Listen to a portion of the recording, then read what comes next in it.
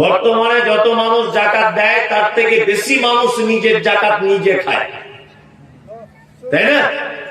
জাকাত যত লোক দেয় তার থেকে বেশি মানুষ নিজের জাকাত নিজে ভক্ষণ করে, বউ ছেলে দিয়ে করে। কি করে না? করে। আবার অনেক মানুষ জাকাত দেয়, রমজান মাসে দেখলাম 4টে কাপড় কিনে ছেলে দিয়ে করে। কি করে না? করে। আবার অনেক মানুষ জাকাত দেয়, রমজান মাসে দেখলাম 4টে কাপড় কিনে, 5টা লুঙ্গি কিনে গরিব ফকির মিসকিনদের ভিতরে বিলি বন্টন করে দিল। তারপরে যখন শ্রীমন্তপুর মাদ্রাসা থেকে এলো যে আমাদেরকে কিছু দাম হচ্ছে, যা তোমার দিয়ে দিয়েছি তো, এই 4টে লুঙ্গির দাম কত? বদমাইশির জায়গা পাও না। 4টে শাড়ির দাম কত? আর তোমাকে শাড়ি কিনতে কে বলেছে? হ্যাঁ, তুমি শাড়ি কিনতে গেলে কেন? সবাই যদি একটা গরিব মানুষকে শাড়ি দেয়, ঈদের দিনে ও ভালো মন্দ খাবে কি? ওর তো আত্মীয় স্বজন আছে, তাদেরকেও তো তোমার প্রয়োজন থাকতে পারে, পারে কি পারে না? সবাই যদি ওকে শাড়ি দেয়, গরিব মানুষ সবাই যদি লুঙ্গি দেয়, আর অন্য খরচা নেই ঈদের দিনে, আছে না নেই? আর জাকাত তো ওটা গরিবের টাকা, ওর টাকা দিয়ে আপনি কেন কাপড় কিনতে গেলেন? টাকা তো ওর, শাড়ি ও কিনবে। ও ঢং করে কাজ পেল না, রায়গঞ্জ থেকে শাড়ি কিনে ওকে দিয়েছে, তুমি কেন শাড়ি কিনতে গেলে? টাকা দিয়ে দাও। ওর তো ঔষধ কেনার প্রয়োজন হতে পারে, ওর মুদিখানার দোকানে বিল বাকি আছে, সেটাকে পরিশোধ করতে হতে পারে। আগে একটা বড় বদমাইশি জুড়েছে যে 10টা 20টা কাপড়ে দিয়ে দিলাম। জি না, জাকাতের পদ্ধতিতে ইসলাম এটা নয়। ইসলামে জাকাতের পদ্ধতি হচ্ছে এই, নির্দিষ্ট হিসাব রক্ষক দিয়ে হিসাব করে সেই টাকা গরিব এবং যারা পাওনাদার তাদের মধ্যে বিলি বন্টন করে দিতে হবে। আপনি কেন জাকাতের টাকা দিয়ে শাড়ি জামা কাপড় কিনতে গেলেন? ওর টাকা ওকে দিয়ে দেন, ও যা পারে সেটা করবে। সমাজে আমাদের জাকাত বিলি বন্টনের ব্যবস্থা ঠিকঠাক নেই বলে সমাজে গরিব ভিক্ষুক এদের সংখ্যা দিন দিন বেড়ে চলেছে। অথচ আল্লাহ সুবহানাহু ওয়া তাআলা মুসলমানদের ব্যাপারে জাকাতের যে ফয়সালা করেছে, আমাদের ভিতরে গরিব থাকার কথা নয়, ভিক্ষুক থাকার কথা নয়। একটা লোকের 20,000 টাকা জাকাত হয়েছে, যে ওই 100টা মাদ্রাসায় বিলি বন্টন করছে। ওরকম করার কি দরকার? জীবনে অভাবীদের অভাব মিটবে? মিটবে? আমি মুমতাজুল ইসলাম, ভালো করে বুঝবে, আমি জাকাত পানেওয়ালা লোক, আমি জাকাত পাবো। এই ভাইকে আল্লাহ জাকাত দেওয়ার ক্ষমতা দিয়েছে। আমি গেলাম 10 টাকা ধরিয়ে দিল, মাস্টারের কাছে গেলাম, মাস্টার 5 টাকা দিল, ইমাম সাহেবের কাছে গেলাম 5 টাকা দিল। একদিনে হয়তো জাকাতের লোক খুঁজে খুঁজে হলো আমার 150 টাকা, একদিনেই খরচা হয়ে গেল। কোন কাজে লাগলো? লাগলো? জীবনে আমার প্রয়োজন মিটবে? জীবনে প্রয়োজন মিটবে না। এই লোকটার 20,000 টাকা জাকাত হয়েছে। আচ্ছা, আপনাদের গোটলু বা আশেপাশে গ্রামে যারা এসেছেন, আপনাদের গ্রামে একজনও ভিখারি আছে? নাম বলতে হবে না, শুধু হাত তুলে বলুন আছে। গোটলুতে আছে একটা ভিখারি? আছেন? আছে? এ তো সারা জীবন ভিক করছে, আপনি জন্ম থেকে দেখছেন, তাই এর কেন অভাব মিটছে না কেন? আমার জীবনও মিটবে না, পদ্ধতি চেঞ্জ করে দিতে হবে। এরকম 20টা লোকের জাকাতের টাকা 1 লাখ টাকা করে হাতে দিতে হবে। একটা ভ্যান কেনার, ফুচকা তৈরি করার মেশিন কেন, ইটারে গিয়ে ফুচকা ব্যাস। যদি আর কোনোদিন ভিক্ষা করতে দেখি তো চামড়া তুলে দেবো বলে দিলাম। আর না হলে এক কাজ করুন, ওকে কিছু জামা কাপড় কিনে দেন, একটা রিক্সা গাড়ি করে দেন, এই পাড়ায় পাড়ায় ফেরি করে বিক্রি করে। তাহলে ওই লোকটা সচ্ছলতা আসবে কি আসবে না? আসবে। আমরা সে ভিখারিদের মতো 10 টাকা করে দিতে থাকছি, ওর অভাব মিটছে না, আর এর লাস্ট পজিশনে জাকাত দেওয়ার লোক পায় না, নিজের জাকাত নিজে খায়। দুজনের বিপদে। এটা করবেন না। আপনাদের গ্রামে অন্তত 10টা লোককে জাকাত দেওয়ার লোক আছে। এই 10টা লোকের জাকাতের টাকাটা যদি এই 5টা ভিখারিদের মধ্যে বিলি বন্টন করে দেওয়া হয়, বা ওদের সচ্ছলতার জন্য যদি কিছু করে দেওয়া হয়, তা আগামী দিনে ওরা ভিক্ষা করবে? তা আপনারা শিক্ষিত মানুষ এইগুলো করুন, এইগুলো করুন, সমাজের খুব বড় কাজ হবে। তার ছেলে মেয়ে লেখাপড়া শিখবে, এর বাড়িতে এর মসজিদে গিয়ে ভিক চাইছে, এটা তো আপনারা খবর পান। আমাদের গ্রামের এই লোকটা ভিক্ষা করছে, কারণ গ্রাম থেকে একটা মানে মিটিং ডেকে বা যারা জাকাত দিতে পারেন এই সচ্ছলতার পরিচয় এনে দেন, এটাই হচ্ছে ইসলাম। আমার একটা কথা আছে না, যে এক মুসলমান আর এক মুসলমান ভাইয়ের বাড়িতে সে যা খাবে তার খাদ্যটা যেন দেয়, বা 5টা বাড়ি দেখে তবে খেতে হয়, একটা কথা আছে না রে? আছে তো? 5টা বাড়ি দেখে খাওয়া মানে কি? হ্যাঁ, 5টা বাড়ি দেখে খাওয়া মানে আমি আমার বউ বাড়িতে গোস্ত রান্না করেছে, তা গোস্তের পাটি নিয়ে জিজ্ঞেস করবে, ইমাম সাহেব আপনাদের কি তরকারি, ভাই আপনাদের কি তরকারি, এরকম পদ্ধতি নাকি? এরকম পদ্ধতি নয়। 5টা বাড়ি দেখে খাওয়া মানে হচ্ছে তুমি একটা কাজ করো ভালো পজিশনে, তোমার পাশের বাড়ি একটা ছেলে কিছু কাজ বাজ খুঁজে পাচ্ছে না, তাকে তুমি ওই কাজটা ধরিয়ে দাও তোমার ওই কাজে, তাহলে তুমিও যা খেলে ও তাই খেলো, তোমার মতনই তার সচ্ছলতা এলো কেন না?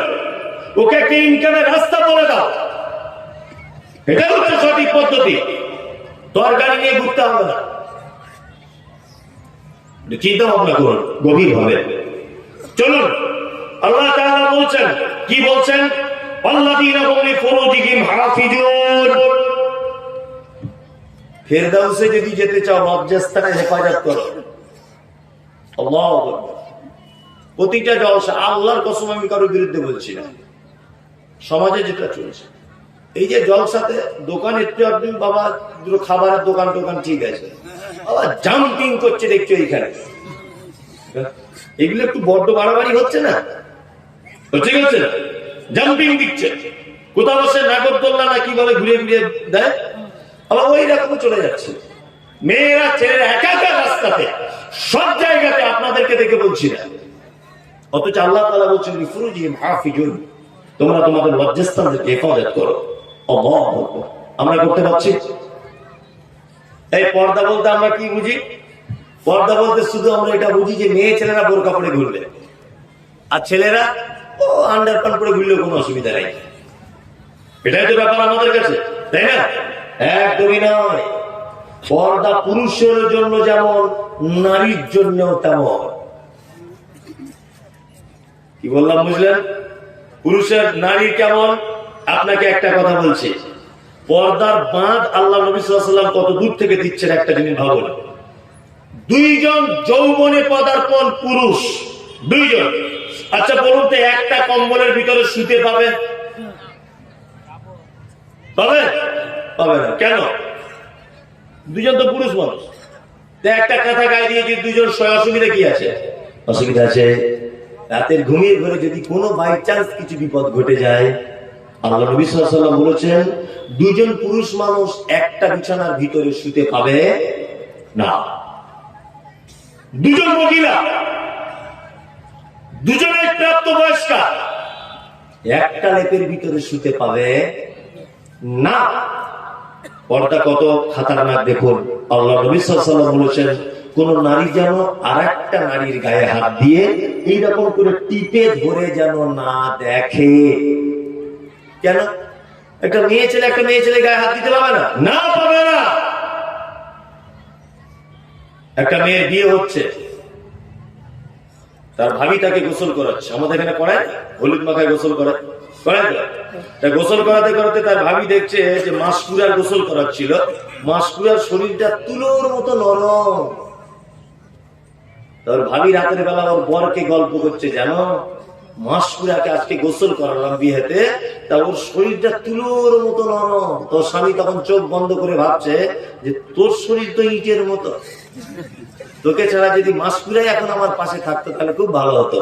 এটা ভাবতে পারে কি পারে না? আল্লাহ রাসূল বলেছেন, তুমি তোমার স্বামীকে অন্তরের জেনা থেকে বাঁচাও। ওই জন্য কোন নারী যেন কোন নারীর গায়ে না হাত দেয়, নরম না শক্ত এটা যেন আঁচ করতে না পারে। চলুন, আল্লাহ তাআলা বলেছেন, লা তাদখুলুল বুয়ুতা গায়রা বুয়ুতিকুম হাত্তা তাস্তানিসু।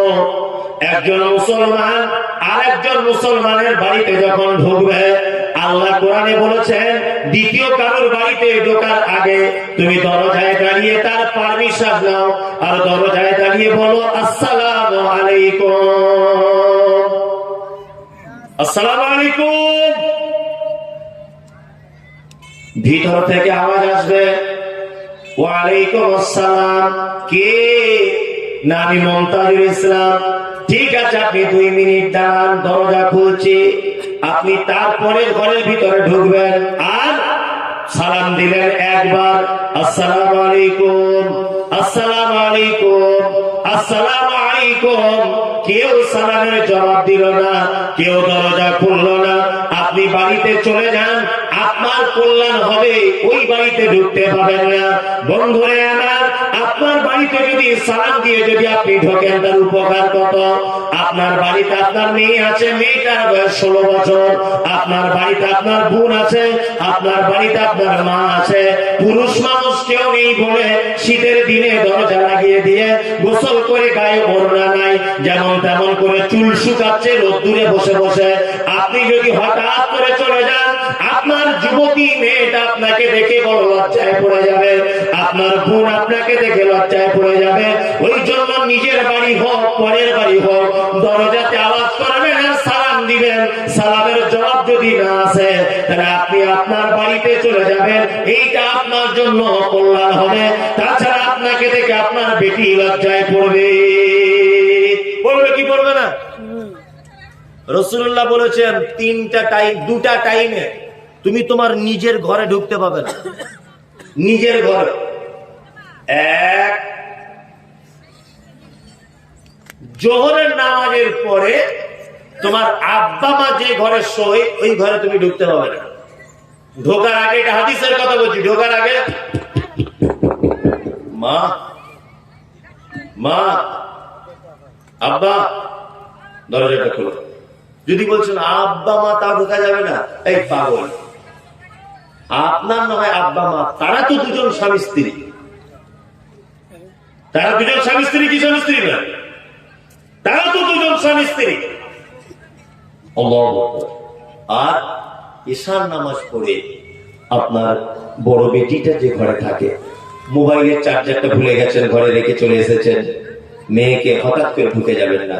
দরজায় মা, মা, দরজাটা খুলো, মা আমার মোবাইলের চার্জারটা ফেলে রেখে এসেছি।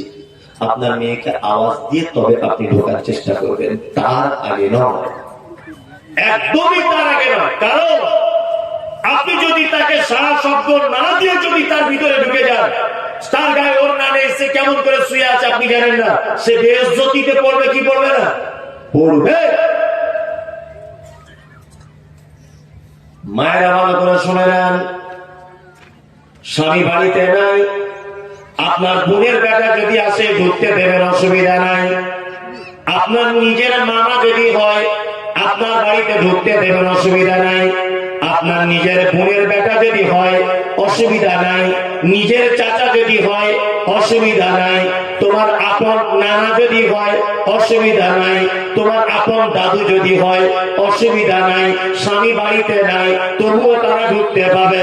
স্বামী বাড়িতে নাই, তোমার শাশুড়ি রয়েছে, একজন ছেলে এসেছে, তুমি তাকে মামা বলে ডাকছো, শাশুড়ি জিজ্ঞাসা করছে বৌমা এটা কে? তুমি তখন বলছো এটা আমার পাতানো মামা। তোমার পাতানো মামাকে কাঁচা কুঞ্চি দিয়ে চাম ছাড়িয়ে দিতে হবে। পাতানো মামা মানে তোমার স্বামী বাড়ি নাই, হুঁশ নাই, পাতানো কুটুম চলবে না। নিজের মামা স্বামী বাড়িতে নাই, অসুবিধা নাই, ঢুকতে পারে। নিজের চাচা অসুবিধা নাই, ঢুকতে পারে। ভাইয়ের বেটা ঢুকতে পারে, বোনের বেটা ঢুকতে পারে। পাতানো মামা, পাতানো খালু, পাতানো চাচা একদম কোনো চান্স নাই। পাতানো ভাই ওই যে গোপনে সুযোগ পেলে কি সর্বনাশ করে দিয়ে চলে যাবে, পাতানো কুটুম তখন বার হয়ে যাবে। কি বলছি বুঝতে পারছেন না?